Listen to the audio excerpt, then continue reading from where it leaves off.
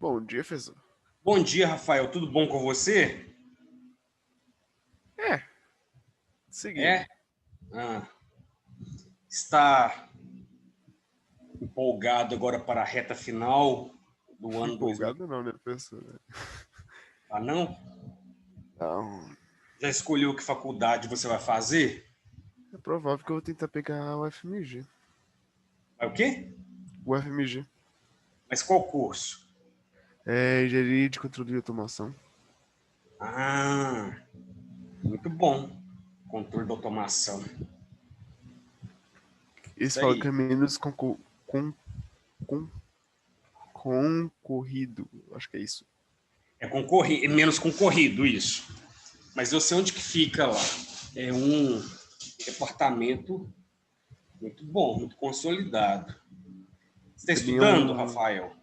É, tô tentando, né, professor? Ó, porque Eu agora tô. em casa você tem mais tempo para estudar, né? Entre aspas, né, professor? Por causa que tem a família, tem esse troço da escola também, que é quase toda hora tem uma coisa pra fazer, é difícil. A escola o que é a Bíblia? Não, a escola.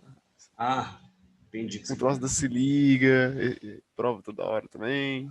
muitas atividades, né? Aham. E você está sentindo saudade da escola, Rafael? Eu tô sentindo saudade porque antes eu tinha tudo mais organizado. Com agora ficar tudo em casa não tem como, né? Aham. E tem um videogame também, você gosta, né, do videogame? Bem, vamos aguardar um pouquinho para os colegas chegarem e nós darmos seguimento a mais uma aula, já nos encaminhando, né, para quase metade dessa terceira etapa.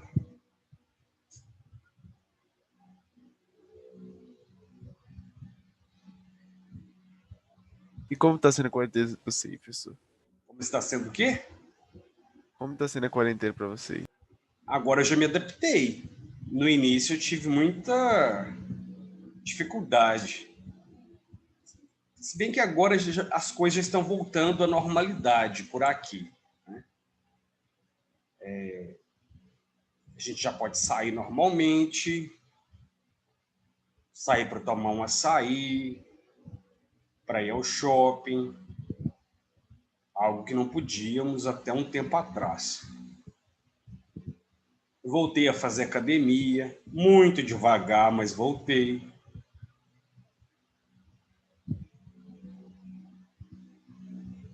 Isso aí. Bem, pessoal,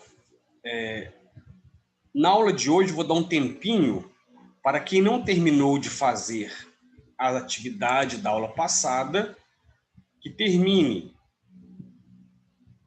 Essa atividade foi disponibilizada no grupo de vocês pelo colega João. Só um minutinho. Bom dia, Gabriela. Bom dia, professor. É esse exercício aqui, pessoal, que eu passei. Quem não fez ainda, não mandou, mande esse exercício. Alguns colegas de vocês não estão fazendo as atividades.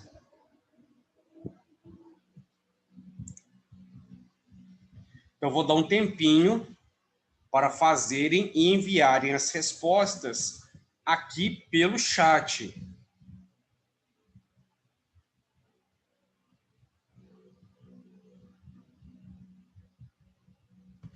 Bom dia, professor. Eu fiz aquela atividade do dia 30, aí era para mandar, pediu para me mandar aqui. Eu posso mandar aqui? Pode mandar por aqui mesmo. Isso. Tá bom. No chat privado. Então, quem não fez as atividades, façam rapidinho, porque valem ponto. São referentes às atividades avaliativas do bimestre.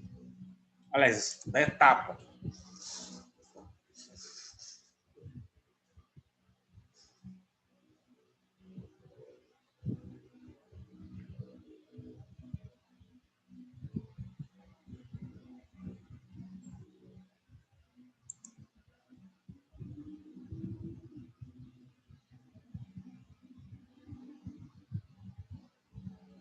Então, vou dar 10 minutinhos para quem não terminou, terminar.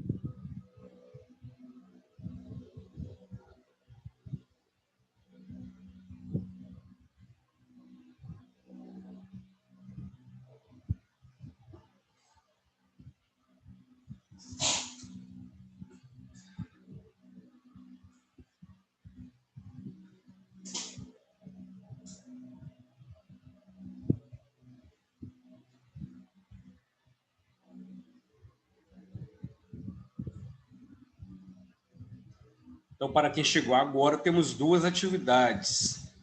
Esta que está na tela e a atividade do dia 30 de outubro.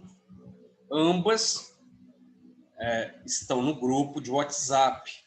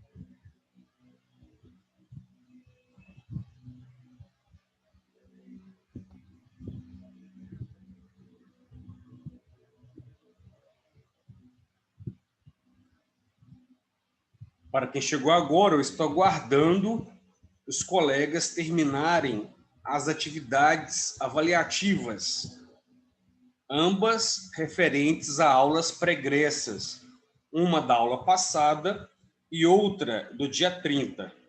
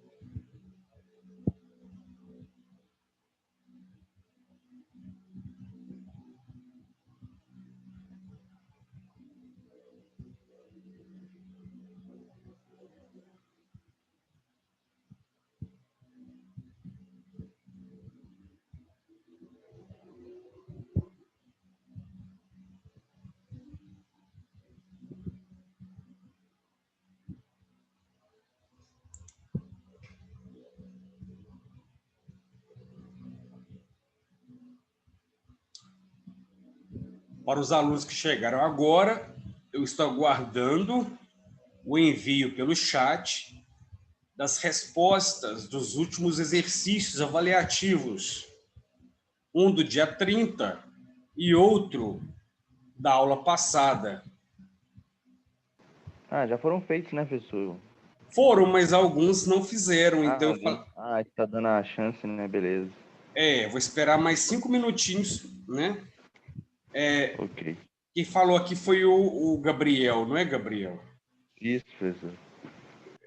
Gabriel, eu olhei sua nota e a sua nota está correta. E eu não consigo mexer na sua nota, porque a primeira etapa já está travada. Mas se você olhar a somatória das notas, a sua nota está compatível. Entendeu. Uhum. Você viu a somatória das suas notas? Eu acho que a da primeira etapa deu 19,5, se eu não me engano. Não. Não? Deu 25 ou 26. É por causa que, então, a da... Faltava a VG1, aí você já colocou ela lá, né? Não é que eu coloquei, ela estava lá já. Ela estava já? Estava, Então, só talvez você não tenha ficado visível para você. Eu não vi. Eu vou dar uma olhada lá, então. É isso, você Beleza, olha lá então, depois. Obrigado. Nada.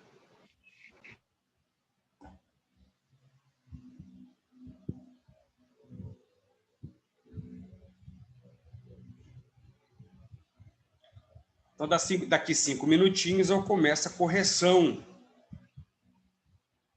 E também em uma das aulas passadas, eu passei para os que estavam presentes um teste de orientação vocacional.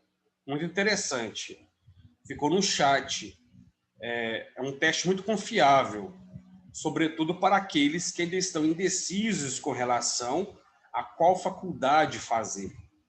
Porque é muito comum, ontem mesmo eu conversava com alguém que começou a fazer um curso porque era perto de casa, porque era barato, não era tão caro para pagar, e a pessoa está arrependida.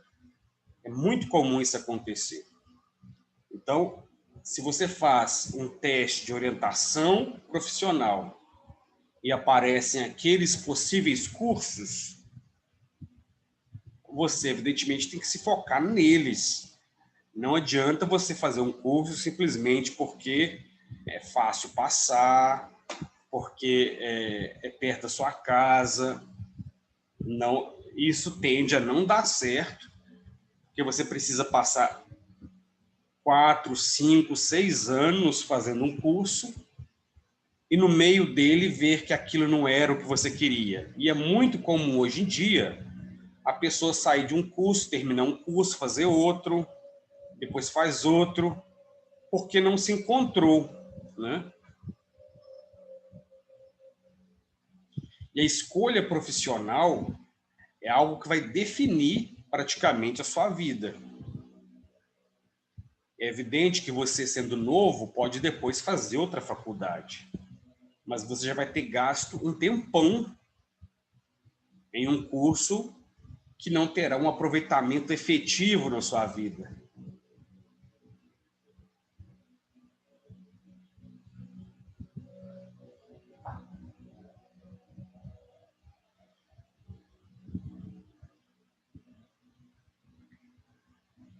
Professor. Sim. Os 25,5 lá é da primeira etapa, né? Qual? O ponto que você falou, que eu tirei, foi 25,5, é da primeira, né? Professor, eu mandei a resposta lista aí, mas a idade do dia 30, como é PDF, eu te mando pelo e-mail ou a resposta aí no chat também? Na verdade, aquele exercício estava em PDF, mas era para você responder numa folha Word, de modo que você pudesse depois enviar pelo chat. Né? Peraí que eu vou mandar então. Certo. Professor, é por causa que eu estou falando de redação, não é de português, não. Você está falando redação. Isso. Agora que eu vi aqui, é de português, tudo bem, mas é de redação, não. A de português está tranquilo, graças a Deus. Entendi, é redação. Então você tem que conversar com a Nilvânia. É porque, então, quando eu conversei com ela, e é porque foi o senhor que deu a primeira etapa, não foi, não? Isso, dei a primeira etapa. Mas, como é que eu vou dizer? Eu cheguei a conversar com a Nilvânia sobre isso na época. Até você me procurou sobre essa nota, né? Que era para você fazer novamente a prova. Eu fiz a VG2, eu fiz. Não, VG2 não, a segunda etapa, a segunda chamada. Essa segunda chamada você fez com ela, não foi comigo. Foi com ela? Foi com ela. Então você tem... vou dar uma... Isso, você tem que conversar com ela. Tá?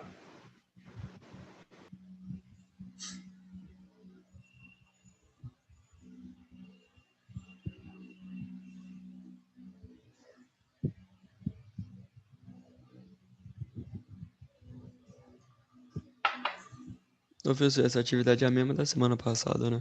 Isso, porque algumas pessoas faltaram e estão fazendo aqui. Entendi.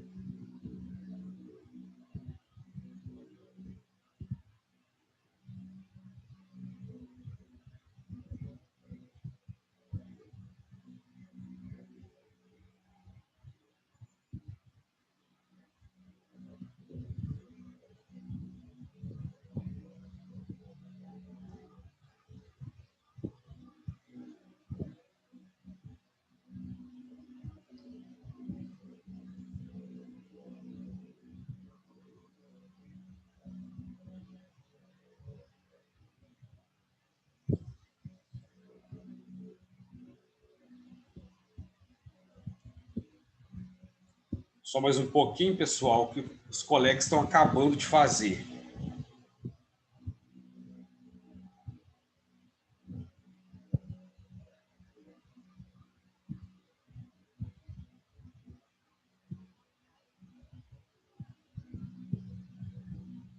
Como é que vocês fazem para assistir a aula? Assiste a aula da cama, do sofá? Porque me falaram que o ideal é você, para assistir a aula, se sentar numa mesa, como se estivesse na sala de aula mesmo. Não ficar na cama deitado, porque a tendência é você ficar com sono, né? Antigamente eu estava assim, professor, agora eu assisto aula comendo, almoçando, tomando café da manhã. Antigamente você estava como? Na cama? Não, eu ficava na minha mesa, bonitinho com o notebook. Agora eu não Ué, por que você agora assim se desleixou, professor, desleixou. Desleixou, professor. Porque eu digo por mim, eu tenho o hábito de estudar deitado, eu não consigo estudar sentado na cadeira assim e tal. E eu acabo dormindo. Durmo muito facilmente mesmo. Eu acho até gostoso. Se ficar deitado, eu durmo mesmo, não consigo. Mas eu não consigo estudar sentado, vai me dando um faniquito, uma vontade de deitar, aí eu acabo deitando e durmo por cima do livro. Não consigo. Mas o ideal pra assistir aula eu tenho que levantar, porque senão eu durmo, também não consigo.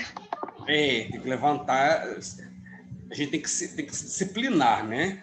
Mas essa experiência é interessante para você ver se o seu perfil é de alguém que vai fazer faculdade à distância, por exemplo. Hoje, existe faculdade à distância e faculdade presencial. Se você se dá bem estudando assim, é porque você tem um perfil para estudar em faculdade à distância, né? Eu, particularmente, não tenho esse perfil, porque eu não tenho disciplina. Quem tem muita disciplina acha até melhor estudar em casa, fazer faculdade à distância, porque você administra o seu horário, consegue fazer muitas coisas, conciliar o trabalho com o estudo.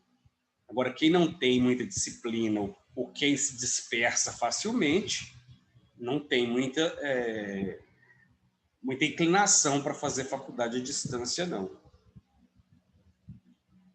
Eu fiz uma... Tem que ter coragem. Tem que ter coragem, Mas existe vantagem, porque no caso das particulares, os cursos à distância são bem mais baratos, né? Mas aí não adianta você olhar o preço, tem que olhar se você tem esse perfil. Se essa pessoa centrada, ponderada, né? Que consegue fazer as atividades, postar tudo na hora certa e tal.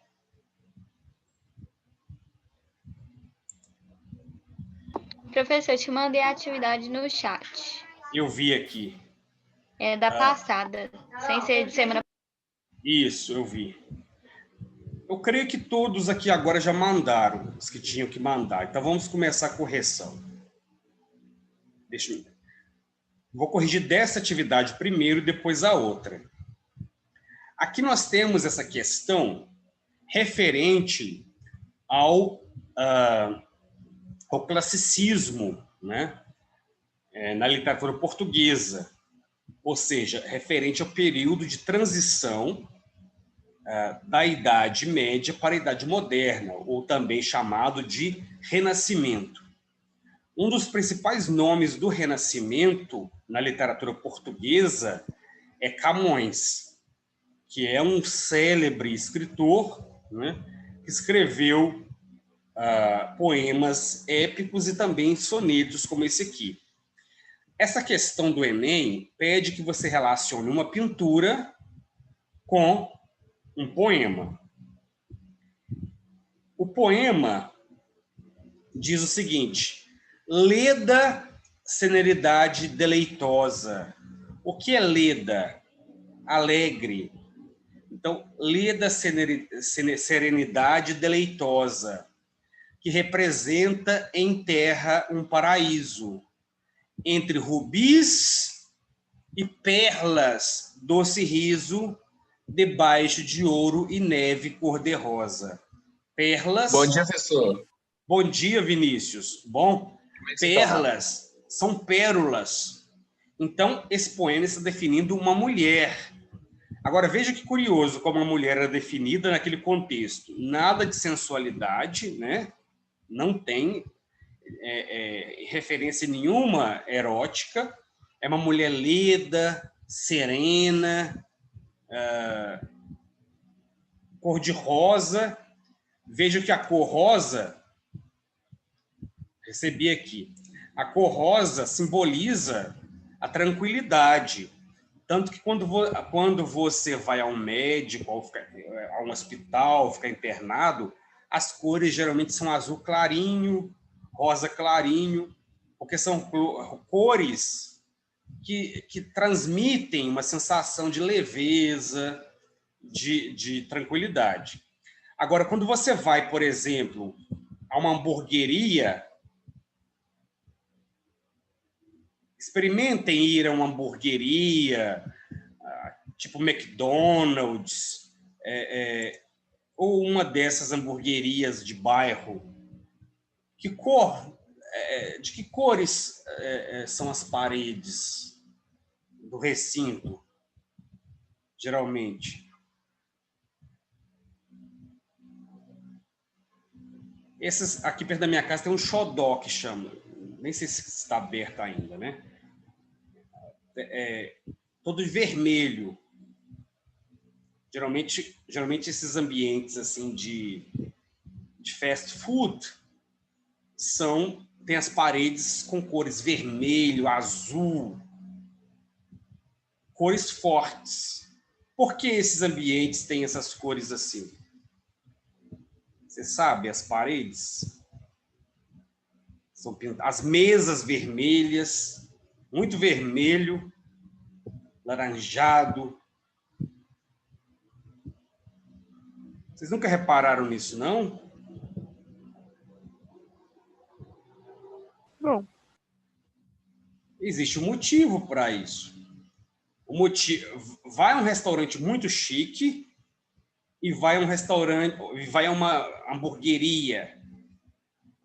Compara a cadeira, né, da hamburgueria, geralmente às vezes nem é cadeira, é um toco ou é um banco assim, né, pequenininho, e as paredes bem com cores fortes. E quando você vai a um restaurante, você tem geralmente paredes com cores claras ou paredes de vidro, um ambiente mais aconchegante. Existe um motivo para isso. É porque se você vai comer um hambúrguer, o dono da hamburgueria quer que você coma um hambúrguer e vá embora logo. Porque ali é um espaço pequeno em que você tem que consumir e ir embora. Não é para você ficar ali horas e horas conversando, batendo papo, né? Então, o objetivo das cores desses estabelecimentos é espantar as pessoas. Experimenta pintar o seu quarto de vermelho, de azul forte, roxo. Você não vai ter uma paz naquele ambiente. Você vai ficar irritado com o tempo. As cores estão ligadas às sensações. Então, as cores clarinhas, bem claras, assim, azul clarinho, um branco, um rosa claro, são cores que transmitem paz, né? Tranquilidade. E, claro, você adoraria ficar num ambiente assim. Então, essa moça, ela representa essa calma, essa tranquilidade. Presença moderada e graciosa, onde ensinando estão despejo e siso, que se pode por arte, por aviso, como por natureza ser formosa. Então, ela é bonita, mas ela tem uma presença moderada. Então, ela não é aquela mulher que chega chegando, assim, que todo mundo vê e fala, chegou, né? Chega abafando. Ela é muito sensata, ponderada, né? Ajuizada. Fala de quem a morte a vida pende, rara, suave, enfim, senhora vossa, repouso nela, alegre, comedido. Então, até os gestos dela são comedidos e tal. Estas as armas são com que me rendes, e me cativa amor, mas que não possa despojar-me da glória de rendido. Então, ele diz que é por isso mesmo, com essas armas, que ela faz ele ficar apaixonado. Ela ser calma, serena, tranquila, bem devagar, quase parando. Vejo que é bem diferente de hoje em dia, né? Uma pessoa com esse perfil daria sono, né? Mas naquele contexto, a beleza era essa. E você olha para essa moça do desenho e ela é exatamente assim, né? Parece uma santa, né? Mas é o tipo de beleza que naquela época era adorado, né, da mulher. Eu sempre digo que você consegue entender muito bem as culturas, as épocas da história pelos desenhos das mulheres. Porque eles sempre tiveram, né, ao longo da história, um fascínio pela figura feminina. Então, cada época tem a mulher de um jeito desenhada, né? Então, se você olhar os desenhos, as pinturas, você consegue identificar as características da época. Então, a pergunta que faz é o seguinte: a pintura e o poema, embora sendo produtos de duas linguagens artísticas diferentes, participaram do mesmo contexto social e cultural, que é o Renascimento, né? Pelo fato de ambos, vamos ver, apresentarem um retrato realista. Gente, você só vai entender que é realista quando estiver se referindo ao realismo. E nós não estamos no realismo. Estamos lá no Renascimento. Então, não é essa a letra A a resposta certa. B. Valorizarem o excesso de enfeites. Não tem nada de excesso aqui.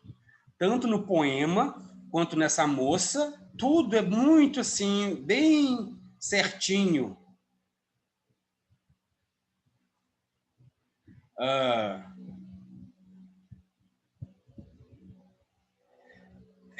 Apresentar um retrato ideal de sobriedade, equilíbrio, expressão e investimento da moça no poema.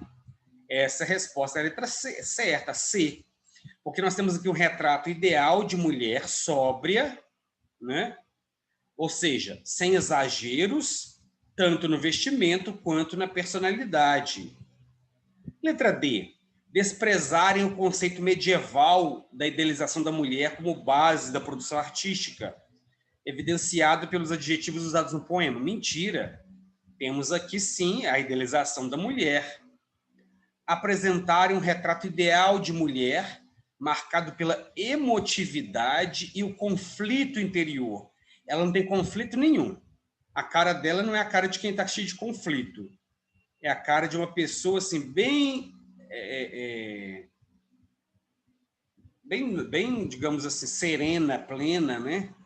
E também o poema não diz nada disso. Veja como é importante você conhecer as características literárias das épocas. Você não se deixa cair por opções falsas. Então, você nunca vai ver que um desenho ou um poema é realista se ele não estiver no realismo. É muito óbvio isso. As palavras, preste atenção nas palavras, nas opções. Elas vão induzir vocês, se não estiverem atentos, a marcar uma opção que não é a certa. Questão 2, o mulato. Veja, gente, se você olha o título, você já sabe qual movimento estético é. Qual é o movimento estético focado nessa questão racial, os pobres, da degeneração racial? É o naturalismo. Então, você já sabe que é o naturalismo, só pelo título do texto. Às vezes, nem precisa ler. Vamos ver o que está perguntando, que às vezes não precisa ler. O texto de Luiz Azevedo é representativo do naturalismo, vigente no final do século XIX. Nesse fragmento, o autor, o narrador, expressa a fidelidade ao discurso naturalista, pois... Então, não vamos ler o texto. Vamos ver se, sem ler o texto, a gente consegue entender. Então, quais dessas opções está relacionada ao naturalismo? Relaciona a posição social a padrões de comportamento e a condição de raça. Com certeza, isso é do naturalismo. Mas, como nós não lemos o texto, vamos ver as outras opções. Apresenta os homens e as mulheres melhores do que eram no século XIX. Não, está no século XIX.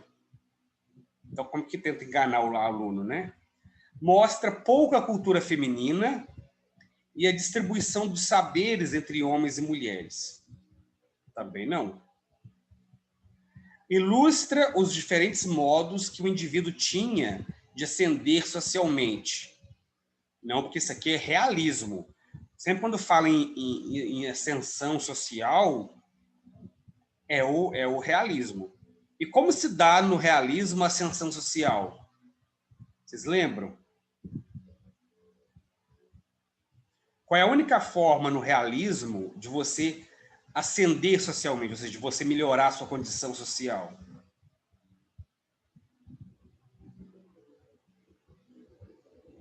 Não é ganhando na Mega Sena. Casando, professor? É casando, exatamente. Então, quando fala em casamento, é realismo. Critica a educação oferecida às mulheres e os maus tratos aos negros. Os maus tratos pensados aos negros. Veja, a única opção que tem a ver com naturalismo é a letra A, né? A questão racial. Então, você não precisa ler o texto. Claro, se você tiver tempo, aí você vai lá no texto e confere se a sua opção realmente está correta. Mas, dependendo da pergunta, você não precisa ler o texto. Essa outra questão também, você não precisa ler. Reclame. O título já dá a resposta. O título do próprio texto. Por quê? Nesse poema, o autor... Então, você não leu o poema, mas você viu o título. Reclame. Nesse poema, o autor preservou do gênero publicitário a seguinte característica. Qual é a principal característica do gênero publicitário? Da ordem, conselho. Então, qual é a opção que tem a ver com isso? Extensão do texto? Emprego da injunção? É isso, é emprego da injunção. Só que você tem que saber o que é injunção. O que é injunção? Ordem. E qual que é o título do texto? Reclame. Se eu digo a você, Leonardo, reclame, eu estou te dando uma ordem, dando um conselho. Então, gente, não precisa ler os textos. Claro, você fala, professor, mas você já é velho. Sim, mas eu estou explicando que não precisa se você conhecer as características dos movimentos literários, no caso aqui, dos gêneros textuais. Esse texto aqui é excelente, que é o Sermão da 60ª, né? Nós já vimos que é sobre a igreja, né?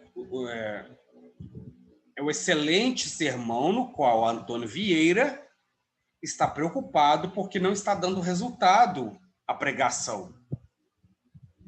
Os índios não estão nem aí, eles começam a se interessar, mas no dia seguinte já voltam de novo às práticas deles, e ele vai questionar por que será que não está dando certo. Então, ele vai apresentar aqui uma série de argumentações na qual vai dizer a palavra de Deus não mudou, é a mesma desde sempre. Além disso, o número de pregadores aumentou. Claro, porque a igreja está investindo, né, na catequese. Nós estamos no contexto da Contra-Reforma. O que foi a Contra-Reforma mesmo, vocês se lembram? Literatura e história é assim, juntinha. Quem quer fazer faculdade de Direito, de Ciências Sociais, tem que saber muito de história. O que foi a Contra-Reforma?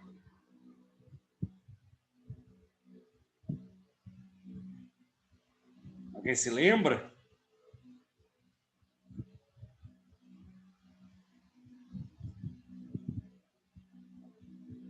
Nós tivemos a reforma. O que foi a reforma? O nome é reforma. Professor, é algo relacionado com igreja. Só isso. Mas vocês estudaram essa matéria, não estudaram? Em algum momento você não se lembra ter estudado? Veja, estudou. A reforma, o nome reforma ou reforma protestante, vai acontecer quando os protestantes, pessoas que estão contra, né, vão questionar a Igreja Católica, porque as pessoas não podiam ler a Bíblia, não podiam interpretar, não podia ter um diálogo com Deus, tudo era o padre que fazia. Então, um grupo dissidente, né, Lutero, Calvino, vão fazer uma revolta contra a religião católica e eles vão fazer uma reforma. Seria, então, mudar para que as pessoas pudessem ter a Bíblia em casa, ler, refletir, sem precisar de ter a figura do padre ali te orientando. A Igreja Católica vai reagir a isso, porque ela vai começar a perder fiéis. Ela vai criar, então, a Contra-Reforma. O que é isso? Aí vai inventar um monte de coisa. Inventou o purgatório, confissão, começa a queimar bruxas, a fazer inquisição. Isso é a Contra-Reforma. Esse contexto em que a igreja começa a investir pesado em marketing, né, para voltar